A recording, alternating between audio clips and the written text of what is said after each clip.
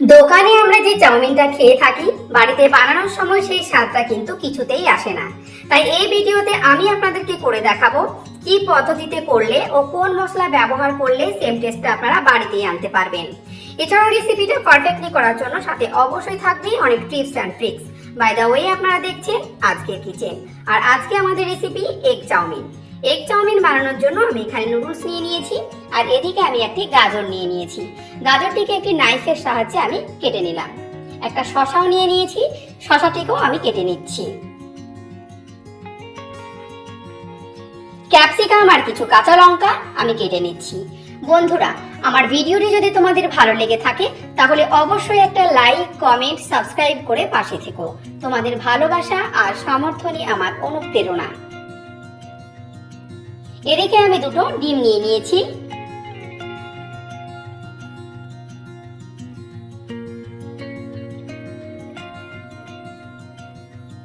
দিয়ে দিলাম স্বাদ মতো নুন, আর একটু গোলমরিচের গুঁড়ো দিয়ে একটি কাঁটা চামচের সাহায্যে আমি ফেটিয়ে নিচ্ছি।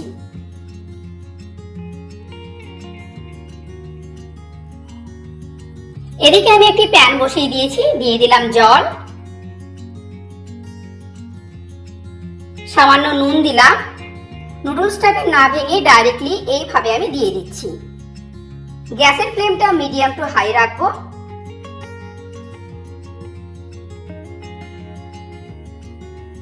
যখন দেখবো 90% মতো কুক হয়ে গেছে, তুলে নিয়ে আলাদা পাত্রে আমি রেখে দেব। রাখার পরে এর মধ্যে আমি দিয়ে দেব সামান্য সাদা তেল, যাতে এটা একে অপরের সাথে লেগে না যায়।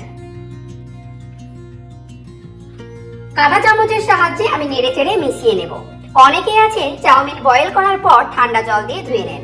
এটা একদমই করবেন না। রুম টেম্পারেচারে রেখে এটাকে ঠান্ডা করে নিতে হবে।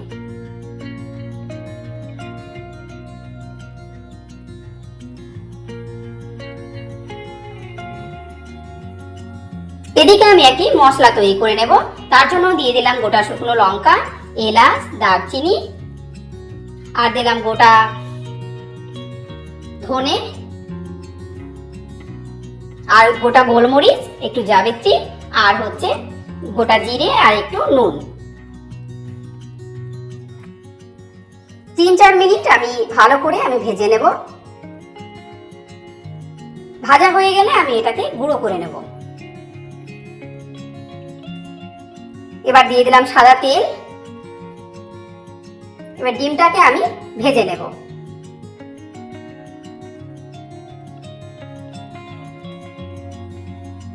ডিমটাকে এবার আমি পিস পিস করে নিচ্ছি।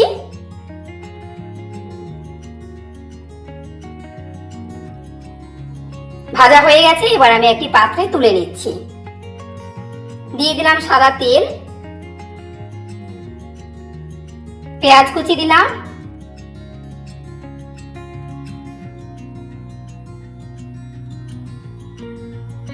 আর দিলাম কাঁচা লঙ্কা কুচি,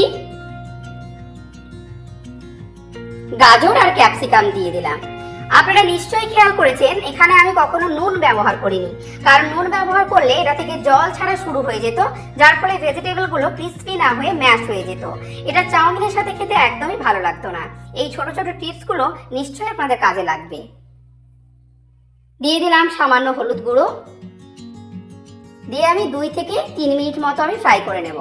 ফ্রাই হয়ে গেছে, এবার আমি নুডলস গুলো দিয়ে দিলাম।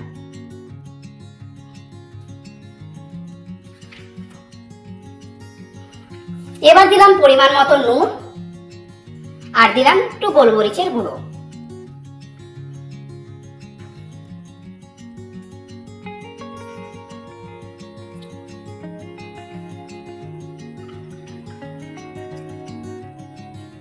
এবার দিলাম ভেজে রাখা ডিম।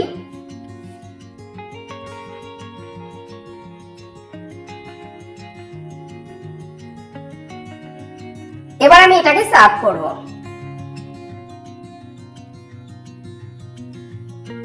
আমাদের নুডলস একেবারে পারফেক্টলি রেডি।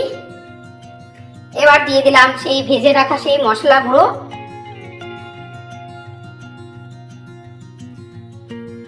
আর দিলাম সয়া সস, দিলাম টমেটো কেচাপ,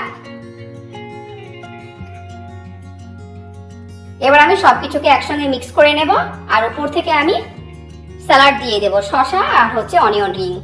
আশা করি সম্পূর্ণ রেসিপিটি আপনাদের ভালো লেগেছে। ভালো লাগলে প্রতিবারের মতো আমাকে কমেন্টে জানাতে ভুলবেন না। বাই দ্য ওয়ে, আপনারা দেখছিলেন আজকের কিচেন। আমি আপনাদের কমেন্টের অপেক্ষায় থাকবো। দেখা হচ্ছে আপনাদের সঙ্গে নতুন একটা রেসিপি নিয়ে নেক্সট এপিসোডে। ভালো থাকবেন, সুস্থ থাকবেন।